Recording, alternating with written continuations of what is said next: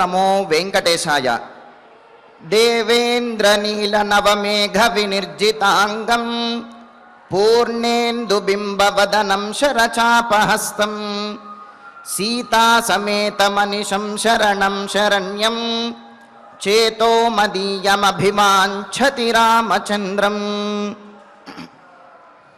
నవమేఘము వలె ఇంద్రనీలమణి కాంతితో ప్రకాశించు స్వరూపము గలవాడు, పౌర్ణమి నాటి చంద్రుడి వలె గోచరించు సౌందర్యమైనటువంటి ముఖ వర్చస్సు గలవాడు, భక్తుల యొక్క వాంఛిత ఫలమును నెరవేర్చేటటువంటి సీతా సమేతుడు అయినటువంటి శ్రీరామచంద్రుని శరణు వేడుకుంటూ తదభిన్న స్వరూపుడైనటువంటి ఆ శ్రీనివాసుని యొక్క దయా విశేషం చేత సమస్త మానవాళికి ధర్మ తత్పరతను సకల కార్యసిద్ధిని చేకూర్చాలన్నటువంటి సంకల్పంతో తిరుమల తిరుపతి దేవస్థానం వారు నిర్వహిస్తున్నటువంటి శ్రీమద్ రామాయణం అయోధ్యాకాండ ప్రవచన పారాయణ కార్యక్రమంలో నేటికి మనం 221వ రోజులోకి ప్రవేశించాం. ఈ కార్యక్రమాన్ని ముందుగా శ్రీ గురు ధ్యానపూర్వకంగా సంకల్ప వాక్యాలను అందరము కలిసి పలుకుతూ ప్రారంభించుకుందాం. శ్రీ గురు ధ్యానం. గురుర్బ్రహ్మా గురుర్విష్ణు గురుర్దేవో మహేశ్వరః గురుః సాక్షాత్ పరం బ్రహ్మ తస్మై శ్రీ గురవే నమః. శ్రీనివాస ధ్యానం. శ్రీ వెంకటాద్రినిలయః కమలాకాముకః పుమాన్ అభంగుర విభూతిర్నః తరంగయతు మంగళం. అథ సంకల్పః.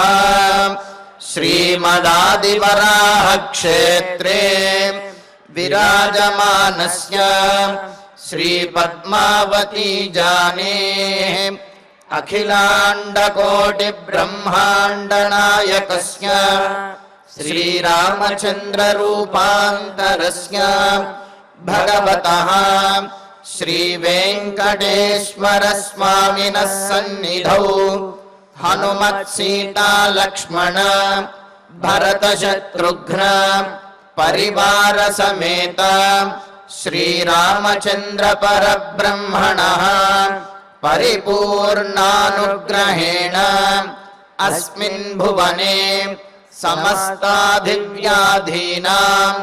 నివారణార్థం భారతవర్షే విద్యా విత్త వాణిజ్య కృషి వైద్య వైజ్ఞానిక దేశరక్షణాదిరంగేషు విద్యమానానాం ఆస్తిక మహాజనానాం సర్వేషాం సకుటుంబానాం ఆయురారోగ్యైశ్వర్య సద్బుద్ధి ఇత్యాది సర్వశుభఫల ప్రాప్త్యర్థం ధర్మాచరణ ద్వారా శ్రీరామరాజ్యస్య పునర్వ్యవస్థాపనార్థం ఉద్యోగార్థినాం సముచితోద్యోగ ప్రాప్త్యర్థం దంపతీనాం అనుకూల దాంపత్య సిద్ధ్యర్థం సంతానస్య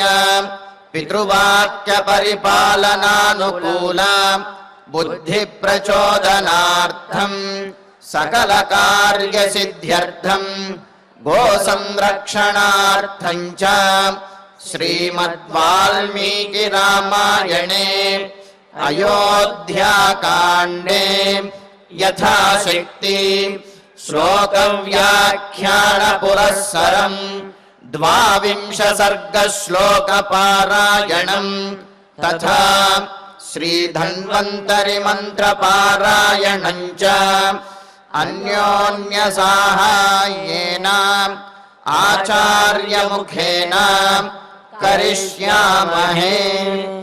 శ్రీ వాల్మీకి ప్రార్థనా. కూజంతం రామ రామేతి మధురం మధురాక్షరం ఆరుహ్య కవితా శాఖాం వందే వాల్మీకి కోకిలం. శ్రీ ఆంజనేయ ప్రార్థనా. మనోజవం మారుతతుల్యవేగం జితేంద్రియం బుద్ధిమతాం వరిష్టం వాతాత్మజం వానరయూధముఖ్యం శ్రీరామదూతం శిరసా నమామి. శ్రీరామాయణ ప్రార్థనా.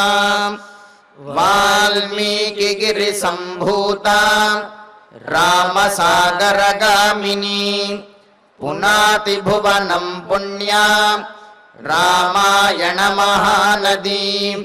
శ్రీరామ ప్రార్థనా. అయోధ్యాఖ్యేతు గుర్వర్ధే త్యక్త్వా రాజ్యం గిరౌ వసన్ పాదుకే భరతాయాదాత్ స రామః శరణం మమ. శ్రీరామచంద్ర పరబ్రహ్మణే నమః. అథ శ్రీమద్ రామాయణే ఆదికావ్యే అయోధ్యాకాండే 12 సర్గః. శ్రీమన్నారాయణ చరణౌ శరణం ప్రపద్యే. శ్రీమతే నారాయణాయ నమః. శ్రీరామాయ నమః. అధతం వ్యధయాదీనం సవిశేషమమర్షితం శ్వసంతమివ నాగేంద్రం రోషవిష్ఫారితే క్షణం ఆసాద్య రామః సౌమిత్రిం సుహృదం భ్రాతరం ప్రియం ఉవాచేదం సధైర్యేణ ధారయన్ సత్వమాత్మవాన్. 22వ సర్గలోకి ప్రవేశించాము. 21వ సర్గలో కౌసల్యాదేవిని పూర్తిగా సమాధానపరిచి ఆమె తనతో పాటు వస్తాను అన్నటువంటి మాటకు కూడా సమాధానం చెప్పి, మరి లక్ష్మణస్వామి ఇంకా కోపంతోటే ఉన్నాడు. కోపంతో ఊగిపోతూ అన్నగారికి కలిగినటువంటి ఆపదను చూసి తట్టుకోలేనటువంటి స్థితిలో ఆ కోపం తగ్గకుండా అలాగే ఉన్నాడు. మరి ఆ లక్ష్మణస్వామికి కూడా అధానుజం భృశం అనుశాస్య దర్శనం అన్నారు కదా. అనుజుడైనటువంటి లక్ష్మణస్వామికి కూడా తన ఉద్దేశ్యాన్ని సుస్పష్టంగా తెలియజేస్తూ ఇదే చెయ్యదగినది, ఇదే ధర్మము, ఇదే నేను ఆచరిస్తాను అని చెప్పాడు. ఆ విషయాన్ని ప్రతిపాదించాడు అనుకున్నాం కదా.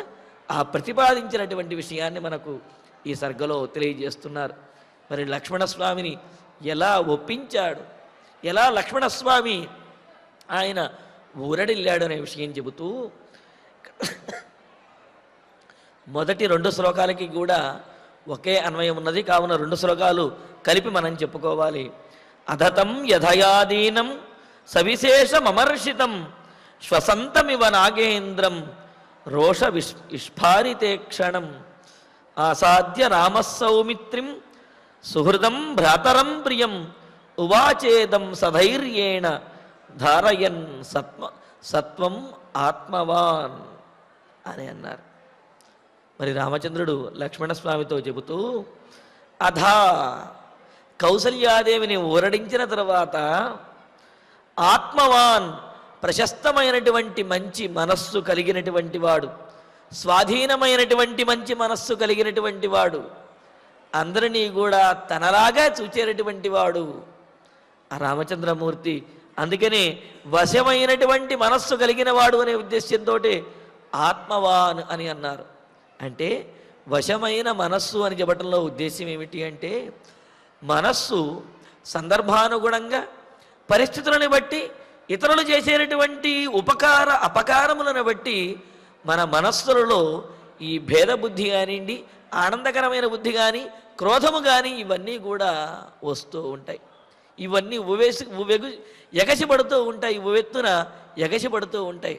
అయితే రామచంద్రమూర్తి ఆత్మవాన్, మనస్సుని స్వాధీనపరుచుకుని ఉన్నటువంటి వాడు కావున తనకు ఎవరైనా అపకారం చేసినప్పటికీ కూడా ఆయన వెంటనే ఆవేశపడేవాడు కాదు, ఆలోచించి నిర్ణయం చేసేవాడు. అందుకనే ఆత్మవాన్ అని అన్నాడు. అంటే ప్రశస్తమైనటువంటి మంచి మనస్సు కలిగినటువంటి వాడు, వశమైనటువంటి మనస్సు కలిగిన వాడు, సానుకూలమైనటువంటి మనస్సు కలిగిన వాడు అయిన రామ రామచంద్రమూర్తి సత్వం తన బలమును తన సత్తాను అంటే అన్ని విషయములలోనూ తన జ్ఞానం ఏదైతే ఉందో ఆ జ్ఞానము బలపరాక్రమములు వీటినన్నింటినీ కూడా ధైర్యేణ ధారయన్ వాటినన్నింటినీ కూడా ధైర్యము చేత నిలుపుకుని ఉండి ధైర్యంతో వాటినన్నింటినీ తనలోనే ఇముడ్చుకుని ఉండి అని అన్నారు. ఎందుకు అంటే ఎంత జ్ఞానము ఎంత బుద్ధి ఎన్ని రకాల శౌర్యవీర్య పరాక్రమాలు నైపుణ్యము ఉన్నప్పటికీ కూడా ఆపద సమయం వచ్చినప్పుడు మనసుకి బాధ కలిగినప్పుడు అవన్నీ కూడా సమయానికి మర్చిపోయే అవకాశం ఉన్నది, ఆ ధైర్యాన్ని కోల్పోయే అవకాశం ఉన్నది. అంటే ఏమిటి? ఉన్నటువంటి బలపరాక్రమాలు కూడా ఎప్పుడైతే ధైర్యాన్ని కోల్పోతామో అప్పుడు వాటిని ప్రదర్శించలేము. కానీ ఇక్కడ రామచంద్రమూర్తి సత్వం తన సత్తాను తనకున్న బలపరాక్రమాలు సర్వగుణములను కూడా ధైర్యేణ ధారయన్ ధైర్యముతోటి తనలోనే నిలుపుకున్నటువంటి వాడై అంటే ఏమిటి? నిలుపుకుని వాటిని గట్టిగా ప్రకటించకుండా వాటిని తనలోనే ఇముడ్చుకున్నటువంటి వాడై ఇంకా లక్ష్మణస్వామితో మాట్లాడుతున్నాడు. లక్ష్మణస్వామి ఎలా ఉన్నాడు? వ్యధయా దీనం బాధ చేత మానసికమైనటువంటి వ్యధతోటి దీనమైనటువంటి స్థితిలో ఉన్నాడు లక్ష్మణస్వామి. అంతేకాదు అమర్షితం కైకేయి మీద అసహనాన్ని అంటే కైకేయి చేసినటువంటి పనిని తట్టుకోలేక కైకేయి మీద మిక్కిలి అసహనంతో ఉన్నాడు. అంతేకాదు సవిశేషం రామచంద్రమూర్తికి అందరికంటే కూడా ఎంతో విశేషమైనటువంటి వాడు. రాముడికి అందరూ అన్నా సరే అందరి మీద కూడా ప్రేమాభిమానాలు ఉన్నాయి. కానీ లక్ష్మణుడు అంటే బహిఃప్రాణ ఇవాపరహ అని అంటారు. రామచంద్రమూర్తి యొక్క ప్రాణమే బయట తిరుగుతుంటే ఎలా ఉంటుందో ఆయనే లక్ష్మణస్వామి అని అన్నారు. అందుకని సవిశేషం రామునికి ఎంతో ప్రియమైనటువంటి వాడు, ఎంతో ప్రత్యేకమైనటువంటి వాడు. అమర్షితం కైకేయి మీద ఎంతో అసహనంతో కోపంతో ఊగిపోతున్నటువంటి వాడు. నాగేంద్రం ఇవ శ్వసంతం నాగేంద్రం నాగరాజులాగా సర్పరాజులాగా శ్వసంతం బుసలు కొడుతూ ఉన్నట్ట. మరి లక్ష్మణస్వామి ఆ నాగరాజే కదా, ఆదిశేషుడే కదా. అందుకనే ఆ కోపం ఆ విధంగా ఆయనలో ఉన్న కోపము ఆ విధంగా ఉన్నదని చెబుతున్నారు. నాగేంద్రం ఇవ శ్వసంతం సర్పరాజు అయినటువంటి ఆదిశేషునిలాగా శ్వసంతం ఆ నిట్టూర్పులు విడుస్తూ బుసల కొడుతూ వాడు. ఇంకా రోష విస్ఫారితే క్షణం రోషంతో క్రోధంతో కన్నులు పెద్దవి చేసి చూస్తూ ఉన్నాడు. సహజంగా సిగ్గుపడినప్పుడు కన్నులు చిన్నవి చేస్తారు. ఆనందము అంటే విపరీతమైనటువంటి ఆనందము, బాగా ఆనందం కలిగినప్పుడు బాగా కోపం కలిగినప్పుడు కళ్ళు పెద్దవి చేసి చూస్తారు. అయితే బాగా ఆనందం కలిగినప్పుడు కళ్ళలో వచ్చేటటువంటి ఆనంద బాష్పాలు అంటారు, అవి చల్లగా ఉంటాయి. బాగా కోపం వచ్చినప్పుడు ఆ కళ్ళు ఎర్రబడి అప్పుడు కూడా నీళ్లు వస్తాయి, అవి వేడిగా సెగలగొక్కే విధంగా ఉంటాయిట.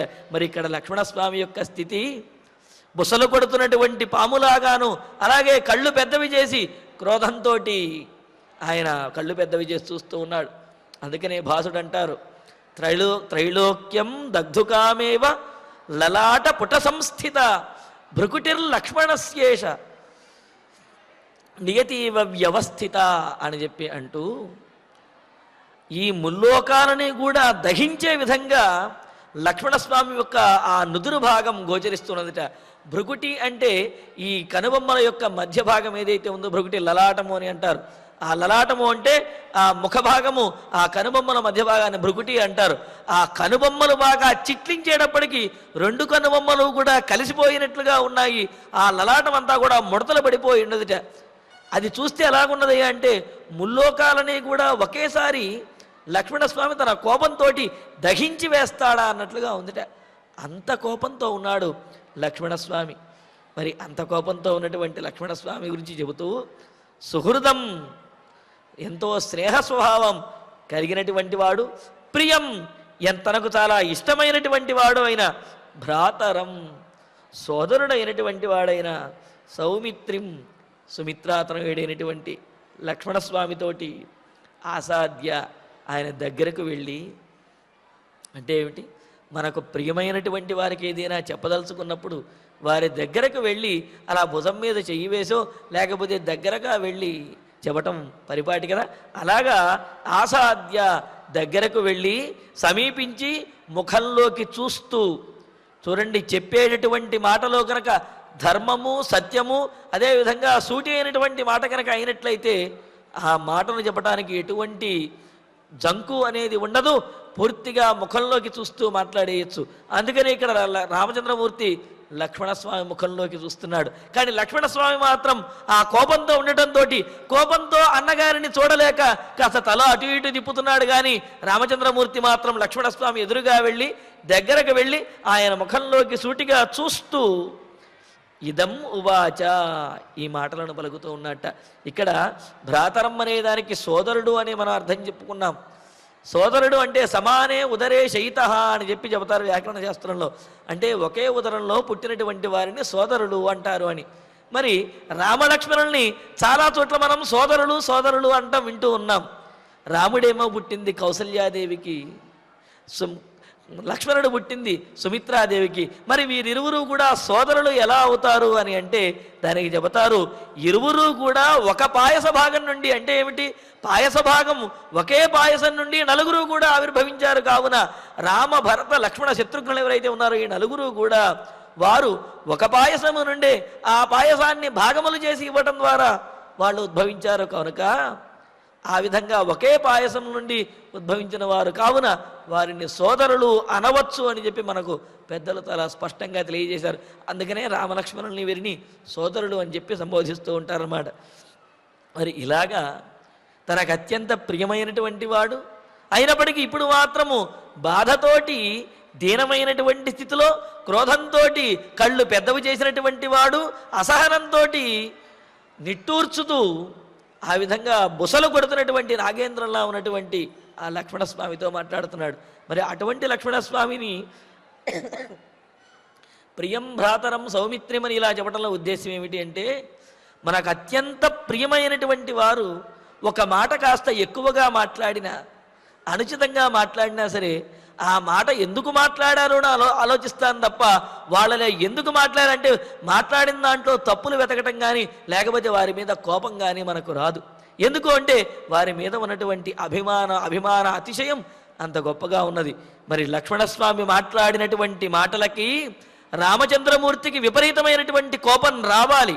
ఎందుకు అంటే పితృవాక్య పరిపాలన దక్షుడు, తండ్రి అంతే అమితమైనటువంటి గౌరవం కలిగినటువంటి రాముని ముందు దశరథ మహారాజుని, తండ్రి అయినటువంటి దశరథ మహారాజుని ఏమని అన్నాడు, దండనాన్న విధిద్దాము లేకపోతే వధించనన్న వధ్యతామపి అని చెప్పి లక్ష్మణస్వామి అనేశాడు. బంధిద్దాము లేకపోతే వధించేద్దాము అన్నట్లుగా అన్నాడు. ఆ మాటకి రాముడికి కోపం రావాలి. ఒకంత కోపం వచ్చినప్పటికీ కూడా మరి లక్ష్మణుడు అంటే అమితమైనటువంటి ప్రేమ, మిక్కిలి స్నేహము, పైగా లక్ష్మణుడి యొక్క కోపము లక్ష్మణుని గురించి కాదు రాముడి గురించే, తన గురించే లక్ష్మణుడు బాధపడుతున్నాడు అనే ఆ అంతరంగం తెలిసినటువంటి వాడు. అందుకనే రాముడు ఆత్మవాన్ అని అన్నారు. అంటే ఏమిటి, తాను వశమైనటువంటి మనస్సు కలిగినటువంటి వాడు, ఇతరుల యొక్క మనస్సుని కూడా తెలుసుకోగలిగినటువంటి స్వభావం కలిగిన వాడు. అందుకనే రామచంద్రమూర్తి ఇంత మాట్లాడినప్పటి, అంటే లక్ష్మణస్వామి ఒకంత ఎక్కువగా మాట్లాడినప్పటికీ కూడా ఆయనని మీద కోపగించకుండా దగ్గరకు వెళ్ళి అనునయిస్తూ లక్ష్మణస్వామితోటి చెబుతూ ఉన్నాడు. నిగృహ్య రోషం శోకంచ ధైర్యమాశ్రిత్య కేవలం అవమానం నిరస్యేమం గృహీత్వా హర్షముత్తమం. ఈ 3వ శ్లోకము 4వ శ్లోకం కూడా కలిపి అన్వయం చెప్పుకోవాలి. ఉపక్లుప్తం హి యత్కించిత్ అభిషేకార్ధమధ్యమే సర్వం విసర్జయ క్షిప్రం కురు కార్యం నిరత్యయం. లక్ష్మణస్వామికి బోధిస్తూ ఉన్నాడు, ఏం చెయ్యాలనే విషయాన్ని బోధిస్తూ ఉన్నాడు. ఒకానొక సందర్భంలో లక్ష్మణస్వామి విపరీతమైనటువంటి కోపంతో నీవు ధనుస్సు ధరించవలసినటువంటి సందర్భంలో శాంతి ధర్మము అని చెప్పి ఈ విధంగా మహర్షిలాగా మాట్లాడుతున్నావేమిటి? నీ దగ్గర ఉన్నటువంటి ధనుస్సు కనుక పనిచేయకపోతే నాకు చెప్పు. యువతిరహితం లోకం యతశ్చలితావయం అని అంటాడు లక్ష్మణస్వామి. ఎవరి వలనైతే మనకిటువంటి పరిస్థితి వచ్చిందో, ఎవరో అయితే అధర్మంగా నిన్ను, అన్యాయంగా నిన్ను వనవాసానికి పంపించదలుచుకున్నారో, అసలు వాళ్లే కాదు, వాళ్ళకి సంబంధించినటువంటి వాళ్ళు, అటువంటి వారెవరూ కూడా ఈ లోకంలో లేకుండా చేస్తాను అని చెప్పి విపరీతమైనటువంటి కోపంతో ఆయన ఊగిపోతూ ఉంటే, ఆ సందర్భంలో రామచంద్రమూర్తి అంటాడు, ఏమిటయ్యా ఇందాకటి నుంచి ధనుస్సు ధరించు, ధనుస్సు ధరించు, నువ్వు క్షత్రియుడు కాదా, నీకు వస్త్రాలు తెలియవా అని ఈ విధంగా లక్ష్మణ ఈ విధంగా నన్ను అంటున్నావు. సరే అయితే నేను ధనుస్సును ధరిస్తాను. ధనుస్సును ధరించి ఏం చేయమంటావు? ఎవరి మీద ప్రయోగించమంటావు ధనుస్సు, ఈ బాణములు అంటూ, తాతే ధనుర్నమయి సత్యమవేక్షమాణే ముంచాని మాతరిశరం స్వధనం హరంత్యా దోషేషు బాహ్యమనుజం భరతం హనాని కిం రోషణాయ రుచిరం త్రిషు పాతకేషు. లక్ష్మణ, ఇందాకటి నుంచి నన్ను ధనుస్సు ధరించు, బాణప్రయోగం చెయ్యి అని ఇందాకటి నుంచి నన్ను రెచ్చగొడుతూ ఉన్నావు, శాంతిగా ఉంటున్నావు అని చెప్పి నన్ను ఈ విధంగా అంటున్నావు. సరే నేను ధనుస్సును ధరించాలంటున్నావు కదా, ధరిస్తాను. ధరించి ఏం చేయమంటావు? తాతే ధనుర్నమయి సత్యమవేక్షమాణే. సత్యమవేక్షమాణే, నిజం ఆలోచించినట్లయితే తాతే తండ్రి యందు బాణప్రయోగం చేయమంటావా? ఎందుకని చేయాలి తండ్రి మీద అంటే ఏమిటి? తన మాట తాను నిలుపుకోవటం కోసం కైకేయికి ఇచ్చినటువంటి మాటను నిలుపుకుని తాను సత్యసంధుడిగా ఉన్నాడు కావున, తాను ఇచ్చిన మాటను నిలుపుకోవాలి అని సత్యప్రతిజ్ఞతో ఉన్నాడు కావున, సత్యప్రతిజ్ఞ చేసినటువంటి తండ్రి గారి మీద బాణప్రయోగం చేయమంటావా? లేదా ముంచా నిమాతరిశరం స్వధనం హరంత్యా. స్వధనం హరంత్యా, నాకు రావలసినటువంటి రాజ్యాన్ని తాను తన కొడుక్కి ఇచ్చుకుంటున్నది అనే భావనతోటి కైకేయి మాత మీద బాణప్రయోగం చేయమంటావా అని అన్నాడు. ఇక్కడ శ్లేష రెండు అర్థాలు ఉన్నాయి. స్వధనం హరంత్యాహ అని అంటే రాముడికి రావలసినటువంటి రాజ్యాన్ని కైకేయి తీసుకుని భరతునికి ఇచ్చింది అని అర్థం కాదు. స్వధనం, కైకేయి వరముగా తనకు రావలసినటువంటి రాజ్యాన్ని తాను గ్రహించి తన కొడుక్కి ఇచ్చుకుంటూ ఉంటే, తన రాజ్యాన్ని అంటే వరంగా తనకు ప్రాప్తించినటువంటి రాజ్యాన్ని తన కొడుక్కి ఇచ్చుకుంటూ ఉంటే, తనకు ఆమె యొక్క రాజ్యాన్ని ఆమె కొడుక్కి ఇచ్చుకుంటున్నది అని చెప్పి కైకేయి మీద బాణప్రయోగం చేసి ఆమెను వధించమంటావా? లేదా ఇందాకటి నుంచి అంటున్నావు కదా భరతుడినికి కారణము అని చెప్పి, దోషేషు బాహ్యమనుజం భరతం హనాని. మరి ఈ పాపమేమీ తెలియనటువంటి వాడు, ఈ తతంగమేమీ తెలియనటువంటి వాడు, దోషముతో సంబంధమే లేనటువంటి వాడైన భరతం, మనకు అత్యంత ప్రియుడైనటువంటి సోదరుడు భరతుడి మీద ఈ అస్త్రప్రయోగాన్ని, బాణప్రయోగాన్ని చెయ్యమంటావా అని చెప్పి చూడండి. అంటే ఏమిటి? లక్ష్మణుడు బాణప్రయోగం చేయి, ధనుస్సును పట్టుకో, నువ్వు క్షత్రియుడివి కాదా అని రెచ్చగొడుతూ ఉంటే, సరేనయ్యా నేను ధనుస్సును ధరించి ఎవరి మీద బాణం వేయమంటావు? ఇచ్చిన మాట నిలుపుకుంటున్నటువంటి తండ్రి మీద, తనకు వరంగా వచ్చినటువంటి రాజ్యాన్ని తన కుమారుడికి ఇచ్చుకుంటున్నటువంటి, తన రాజ్యాన్ని తన కుమారుడికి ఇచ్చుకుంటున్న కైకేయి మీద, అసలు ఏ పాపము తెలియనటువంటి వాడు, దూరంగా ఉన్నటువంటి వాడైన భరతుని మీద బాణప్రయోగం చేయమంటావా? నీ కోపం చల్లార్చుకోవటం కోసం, కిం రోషణాయ రుచిరం త్రిషు పాతకేషు, నీ కోపం చల్లార్చడం కోసం ఇప్పుడు నువ్వు ఈ మూడు పాపాలలో, ఈ మూడు మహాపాతకాలలో ఏ పాపం చేయమంటావు? ఎవరి మీద బాణప్రయోగం చేయమంటావు అని చెప్పి రామచంద్రమూర్తి లక్ష్మణస్వామిని అడిగితే, ఆ సందర్భంలో లక్ష్మణుడు అంటాడు, అన్నా నేను అధర్మం చెయ్యమని అనడం లేదు, వర్షానికి వస్తవ్యం సమాని చతుర్దశ అని చెబుతూ 14 సంవత్సరములు అన్యాయంగా నువ్వు వనవాసం చేయవలసి వస్తుంది కదయ్యా, అందుకని నేను ఇంత బాధపడుతున్నాను తప్ప అన్యాయంగా వారిని వధించు వీరిని వధించు అని చెప్పడం నా ఉద్దేశ్యం కాదు అని అంటాడు. అంటే చూడండి లక్ష్మణస్వామి ఎంత రెచ్చగొట్టినా, లక్ష్మణస్వామి క్షత్రియ బలం లేదా నీకు అని చెప్పి ఆ క్షాత్రాన్ని, రాజనీతిని బోధించినప్పటికీ కూడా ఆ సందర్భంలో కూడా రాముడు చెప్పాడు ఏమని? రాజనీతి అయినా ఏ నీతి అయినా సరే అది ధర్మానుగుణమైనప్పుడే అది నీతి అవుతుంది, అంతేగాని రాజనీతి అనే ఉద్దేశ్యంతో కేవలం రాజ్యాన్ని స్వాధీనం చేసుకోవటం మాత్రమే అది రాజనీతి కాదు. ధర్మానుగుణంగా రాజ్యాన్ని స్వాధీనం చేసుకుంటే అదే రాజనీతి అవుతుంది. అంతేగాని తండ్రిని వధించేసి తల్లిని వధించి అడ్డొచ్చిన వాళ్ళందరినీ కూడా అణచివేసి ఈ విధంగా రాజ్యాన్ని స్వాధీనం చేసుకుంటే అది రాజనీతి కానేరదు అని చెప్పి చాలా స్పష్టంగా రామచంద్రమూర్తి లక్ష్మణుడితో చెప్పాడు. అందుకనే ఇప్పుడు ఏమంటున్నాడు, ఇంకా కోపంతో ఉన్నటువంటి ఆ లక్ష్మణస్వామితో అంటూ, రోషం శోకంచ నిగృహ్య, నీలో వస్తున్నటువంటి రోషాన్ని అంటే తండ్రి అలాగే కైకేయి వీరి మీద కలుగుతున్నటువంటి రోషము, ఆ కోపం ఏదైతే ఉందో, రోషము అంటే సహించలేనటువంటి అసహనం అంటాం కదా, దాన్నే రోషము అంటాం అన్నమాట. రోషము శోకంచ, తీరనటువంటి దుఃఖము, రామచంద్రుడికి ఆపద కలిగిందే బాధ కలిగిందే అనేటువంటి దుఃఖం ఏదైతే ఉందో ఆ దుఃఖం నిగృహ్య, నిగ్రహించి అణచివేసి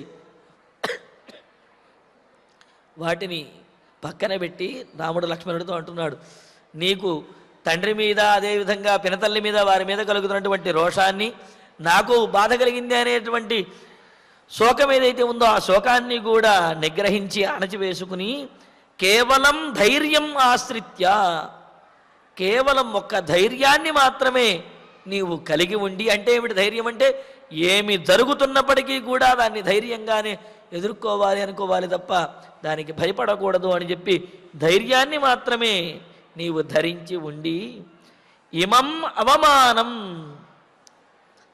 అవమానం అని అన్నాడు.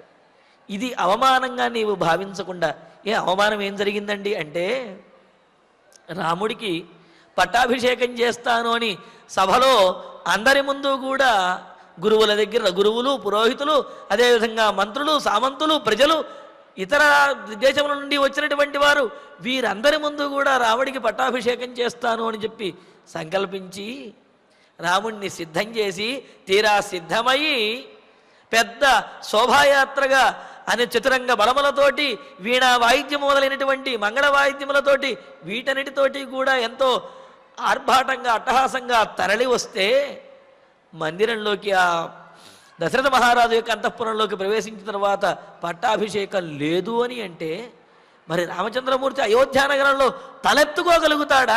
కనీసం ఎవరి ముఖమైనా చూడగలుగుతాడా? ఏమిటి ఇంత ఆర్భాటంగా వచ్చింది పట్టాభిషేకం లేకుండా పోవటానిక అని అందరూ అంటే తట్టుకోగలుగుతాడా అని అనిపిస్తుంది కదా.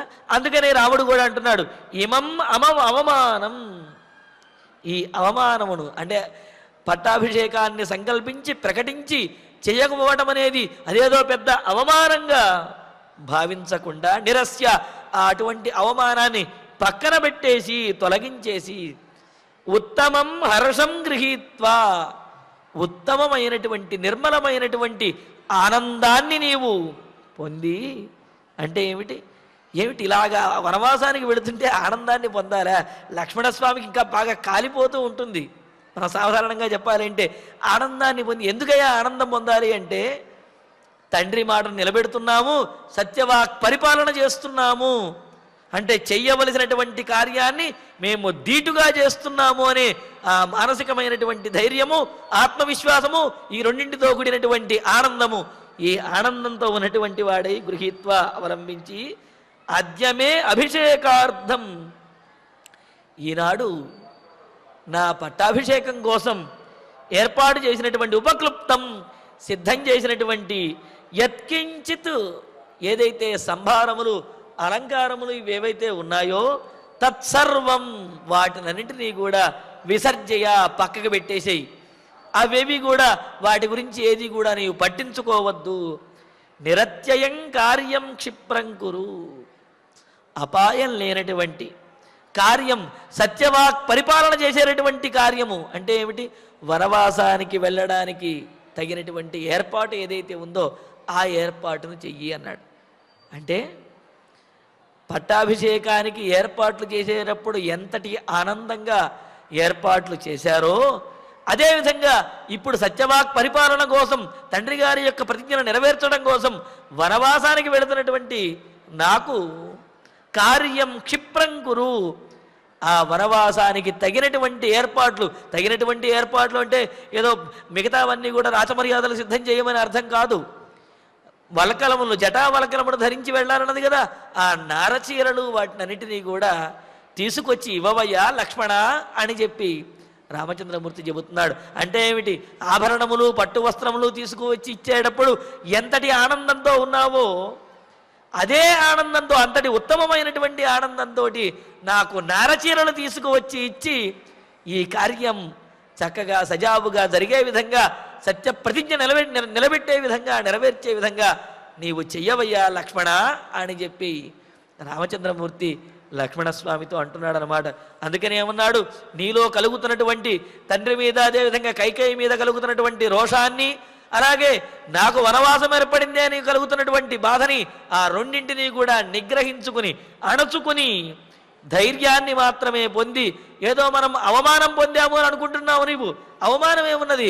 నాన్నగారు పట్టాభిషేకం సంకల్పించారు కావున పట్టాభిషేకం కోసం వెళ్ళాము, లేదు అన్నారు కావున వచ్చేసాము, దీంట్లో అవమానం ఏమున్నది అని చెప్పి రాముని యొక్క ఉద్దేశం. కావున దీన్ని అవమానంగా భావించకుండా పట్టాభిషేకానికి ఏర్పాటు చేసినటువంటి ఈ సంభారములు వేటిని కూడా పట్టించుకోకుండా, పట్టాభిషేక సంభారములను ఎంత ఉత్సాహంతో ఏర్పాటు చేశావో అంతే ఉత్సాహంతో నా వనవాసానికి తగినటువంటి ఏర్పాట్లను కూడా చేయవయ్యా లక్ష్మణ అని చెప్పి రామచంద్రమూర్తి చెబుతూ ఉన్నాడు. మరి ఇక్కడ ఇది అవమానము కాదు అని చెప్పి రాముడు అన్నాడు, కానీ అయోధ్యలో ఉన్నటువంటి ప్రజలందరూ కూడా అలా అనుకోలేదుట. వాళ్ళందరూ ఆశ్చర్యపోయారుట. అందుకనే భాసుడు అంటారు, ఆరబ్ధే పటహే స్థితే గురుజనే భద్రాసనే లంఘితే స్కంధోచ్చారణ నమ్య మానవదన ప్రచ్యోతితో ఏ ఘటే రాజ్ఞాహూయ విసర్జితే మయిజనో ధైర్యేణ మే విస్మిత స్వపుత్ర కురుతే పితుర్యదివచ కస్తత్ర భో విస్మయ అని అంటాడు. ఆ సందర్భంలో పట్టాభిషేకానికి రాముణ్ణి పిలిస్తే అక్కడ అనేకమైనటువంటి కలశములన్నింటినీ కూడా ఏర్పాటు చేశారట. ఆ కలశంలో ఉన్నటువంటి తీర్థములు ఆ కలశము యొక్క అంచు వరకు వచ్చి ఉన్నాయట. వచ్చి ఉంటే ఇంకా చూచిన వాళ్ళందరూ కూడా ఈ కలశములలో ఉన్నటువంటి తీర్థములు రాముడి శిరస్సున పడటానికి అవి ఉవిళ్ళు ఊరుతూ ఉన్నాయి, అవి సిద్ధంగా ఉన్నాయి. ఇంకా రాముడి శిరస్సు మీద ఈ కలశములతోటి పట్టాభిషేకం చెయ్యటమే, అందుకని ఈ జలములన్నీ కూడా ఎగసిపడుతున్నాయి అని చెప్పి ఈ విధంగా ఇక పట్టాభిషేకం జరిగినట్లే అని అందరూ అనుకున్నటువంటి సందర్భంలో రాజ్ఞ ఆహూయమయి విసర్జితే, రాజుగారు దశరథ మహారాజు అంతఃపురానికి పిలిచి రామచంద్రమూర్తిని, నాయన పట్టాభిషేకం లేదు అని చెబితే అక్కడ ఆ అంతఃపురంలో ఉన్నటువంటి వారు ఎవరైతే ఉన్నారో వారందరూ కూడా మే ధైర్యేణ విస్మిత, రాముడు ఆ విధంగా చెప్పంగానే తల ఉంచుకుని అలాగే అని చెప్పి వచ్చేస్తే రాముడి యొక్క ధైర్యాన్ని చూచి ఆ అంతఃపురంలో ఉన్నటువంటి వాళ్ళందరూ కూడా విస్మిత సంభ్రమాశ్చర్యాలకు గురయ్యారట. ఏమిటి రాముడి యొక్క లక్షణం, ఏమిటి ధైర్యం? పట్టాభిషేకం ఉన్నది అన్నప్పుడు ఎంత గంభీరంగా వచ్చాడో, పట్టాభిషేకం లేదు అన్నప్పుడు కూడా అంతే గంభీరంగా వెడుతున్నాడు అని ఆ అంతఃపురంలో ఉన్నటువంటి వారందరూ కూడా దిగ్భ్రాంతికి సంభ్రమాశ్చర్యాలకు గురి అయ్యారట. అయితే ఆ సందర్భంలో రాముడు అంటాడు, ఆ తర్వాత సీతాదేవితో చెప్పే సందర్భంలో అంటాడనమాట, నేను మా నాన్నగారి మాట నేను విన్నాను అని చెప్పి పట్టాభిషేకం ఆగిపోయింది అని చెప్పి ఆ చుట్టూ ఉన్నవారు అంతఃపురంలో ఉన్న వాళ్ళందరూ కూడా శోకంతో అదేవిధంగా సంభ్రమాశ్చర్యాలతోటి అంత గొప్పగా బాధపడుతున్నారు. అసలు బాధపడవలసినటువంటి అవసరం ఏముంది? నేనేమైనా ఘనకార్యం చేశానా? స్వపుత్ర కురుతే పితుర్యదివచ కస్తత్ర భో విస్మయ, కుమారుడు కొడుకు తండ్రి మాట విన్నాడు అంటే దాంట్లో ఆశ్చర్యమేమున్నది? అది విధి కదా. కావున కొడుకు తండ్రి మాట విన్నాడు అనే దానికి అదేదో పెద్ద గొప్పగా చెప్పుకుంటున్నారు, ఆశ్చర్యపోతున్నారు. కానీ అలా ఆశ్చర్యపడవలసినటువంటి అవసరం లేదు. తండ్రి మాట కొడుకు వినటము అనేది అది విధి, కర్తవ్యము. అదే నేను నా కర్తవ్యాన్ని నేను చేశాను. నేను చేసినటువంటి నా కర్తవ్యాన్ని చూచి ఈ ప్రజలందరూ కూడా, ఆ అంతఃపురంలో ఉన్నటువంటి వారందరూ కూడా అనవసరంగా ఆశ్చర్యపడుతున్నారు, దిగ్భ్రాంతి పడుతున్నారు, శోకిస్తున్నారు. ఎందుకో నాకు అర్థం కావటం లేదు అని రామచంద్రమూర్తి అన్నాడు. అంటే ఏమిటి? తండ్రి మాట వినడము అనేది అదే ధర్మము తప్ప దానివల్ల నాకు అవమానం కలిగిందా, లేకపోతే దానివల్ల నాకు సన్మానం కలిగిందా, ఇటువంటిదేది కూడా రామచంద్రమూర్తి పట్టించుకోలేదు. స్వపుత్ర కురుతే అని చెప్పి అంటూ, నేను మా నాన్నగారి కుమారుడిని కావున నేను మా నాన్న మాట వింటాను, అది అవమానమా సన్మానమా అనే విషయం నేను పట్టించుకోను అనే విషయాన్ని రామచంద్రమూర్తి చాలా స్పష్టంగా తెలియజేశాడు.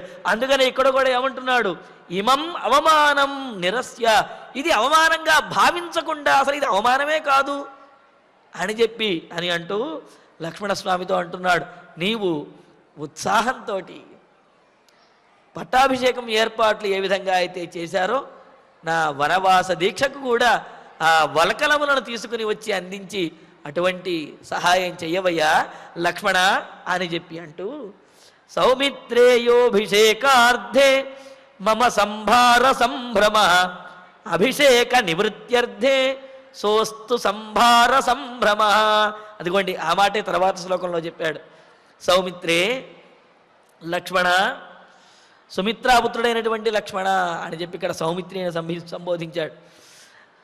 మమ అభిషేకార్థే, నా పట్టాభిషేకం కోసం, యహ సంభార సంభ్రమ, ఏదైతే ఆ సంభారములను కూర్చేటటువంటి సంభ్రమం ఏదైతే ఉందో ఆ ఉత్సాహము, ఆ సామగ్రిని పట్టాభిషేక సామగ్రిని ఏర్పాటు చేసేటప్పుడు కలిగినటువంటి ఉత్సాహము, శక్తి, బలము ఏవైతే ఉన్నాయో, ఏవైతే చూపించారో, అభిషేక నివృత్త్యర్థే, అభిషేకం లేనప్పుడు కూడా వాటినన్నింటినీ సర్దేసేటప్పుడు కూడా, అంటే ఏమిటి, వాటిని సమకూర్చేటప్పుడు ఎంతటి ఆనందంగా ఉత్సాహంతో వాటిని సమకూర్చాడో వాటినన్నింటినీ సర్ది పక్కన పెట్టేటప్పుడు కూడా అంతే ఉత్సాహంతో అంతే ఆనందంతో వాటినన్నింటినీ పక్కన పెట్టేసేయండి అయ్యా.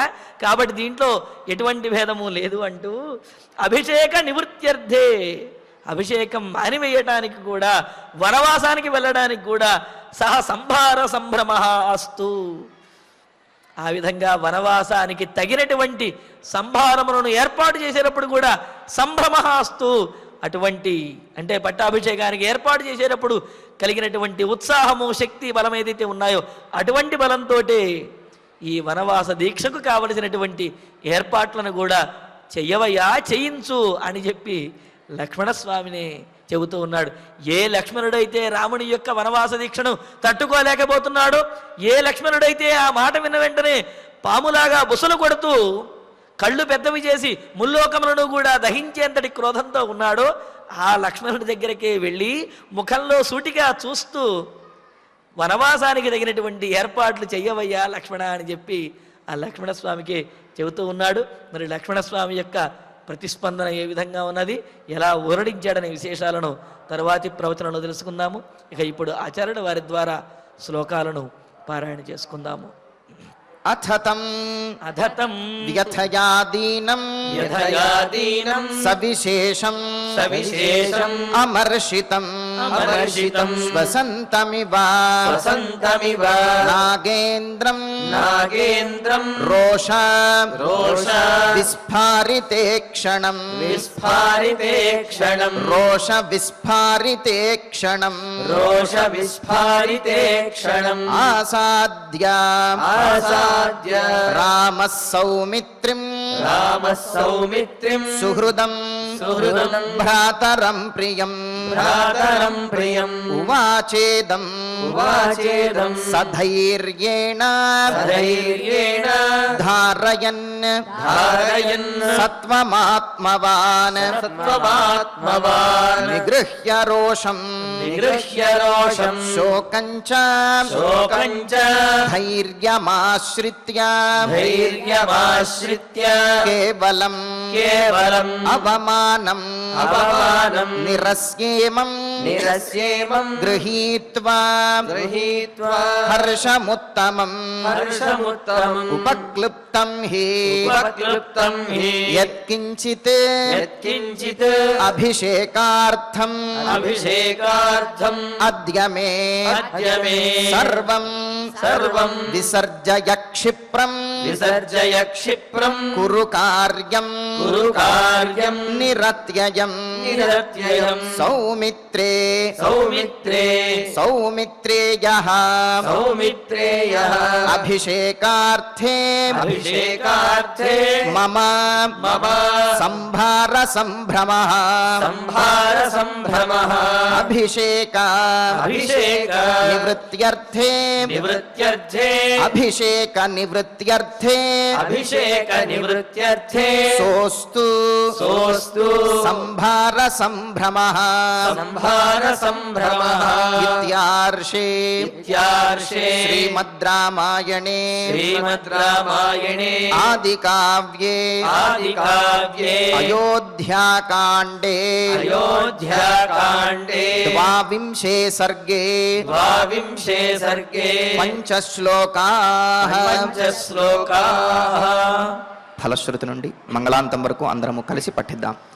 ఫలశ్రుతి ఆయుష్యమారోగ్యకరం యశస్యం సౌభ్రాతృకం బుద్ధికరం సుఖం చ శ్రోతవ్యమేతన్నియమేన సద్భిః ఆఖ్యానమోజస్కరమృద్ధికామైః.